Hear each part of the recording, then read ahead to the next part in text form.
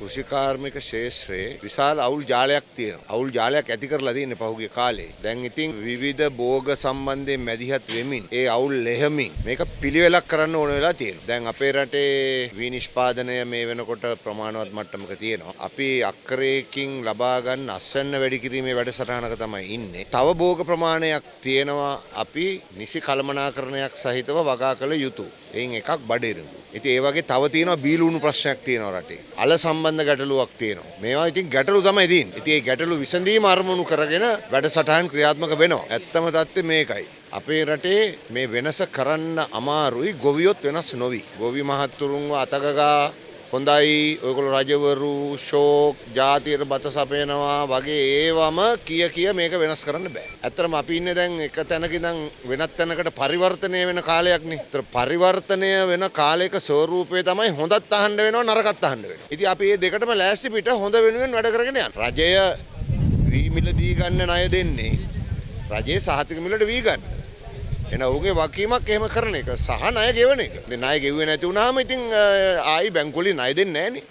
ඒක හැටි ඉතින්. පෞද්ගලික ආණ්ඩුවල ණය ආරම්භ මේක කරා නම් පෞද්ගලික ආණ්ඩුවල මේක හරි සලස්මන් නැති නිසා ඔවුන් පාඩුවටපත් වුණා. ඔවුන්ට මොනවාරි මේ ඩිප් එකෙන් ඉවත් කළා මොනවාරි වෙන විදිහේ සාහනදායක කරලා මේ ණයත් ගෙවන යන වැඩ පිළිවෙලක් ඉවතන්නේ කියලා ඔවුන් ඉල්ලීමක් තියෙනවා. ඒ ඉල්ලීම ගැන ජාතික තීරණයක් ගන්න ඕන. ඉතින් ජාතික තීරණයක් ගැනීමේදී ඒක අපි බලන්නේ ඒගොල්ලන්ගේ වැරද්දක්ද නැද්ද මොකද්ද කියන එක නෙමෙයි. මීට කලිනුත් සමහර අවස්ථාවල එහෙම ණය කපා හැරලා නැවත ණය දීලා තියෙනවා. ඉතින් ඒක ජාතික වශයෙන් තීරණයක් ගන්න ඕන. ඔක දිගට කරගෙන යන්න ගියොත් ඔක පුරුද්දකුත් වෙනවා. ණය ගන්නවා, ණය ගෙවන්නේ, ආයි කපා හරිනවා, ආයි ණය දෙනවා, ණය ගන්නවා. එහෙමම කරන්නත් බෑනේ මේක. ණය ගන්න අයගෙත් වගකීමක් තියෙනවා ණය ගෙවන්න. කාලයක් තිබුණා පොහොර මිටියක් රුපියල් 40000යි 50000ටත් ගියා. පොහොර මිටිය ඒ ගානට ගිය කාලේ තමයි ගොවි සංවිධාන සහ ගොවියෝ කිව්වේ මේ ගානට පොහොර අරගෙන නම් වගා කරන්න වෙන්නේ වී කිලෝ එකට රුපියල් 150ක්වත් ඕන කියලා. ඉතින් ඒක හරි. ඒක ඇත්ත. දැන් පොහොර සානාධාරෙත් දෙනවා. සානාධාරෙත් වැඩි කරලා තියෙනවා. ඒ ප්‍රශ්නේ දැන් වෙනස්. ඒ නිසා හැමතිස්සෙම පිරිවැය ගණන් හදලා තමයි මේ ගණන් කියන්නේ. පිරිවැය ගණන් හැදීමේදී අපිට විශ්වාසවන්තම තැන තමයි රාජ්‍ය ආයතන එකතු වෙලා ගණන් හදන එක. එක එක්කෙනා පඳුරු වශයෙන් ඉඳන් ගණන් හදලා කිව්වට අපිට කරන්න දෙයක් නැහැ. එහෙම ගෙවන්න බෑ රජයකට.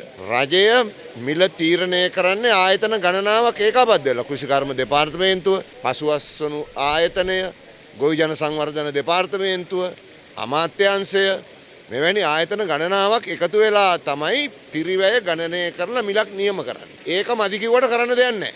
මොකද ඒක තමයි විද්‍යාත්මක සත්‍ය පදනම.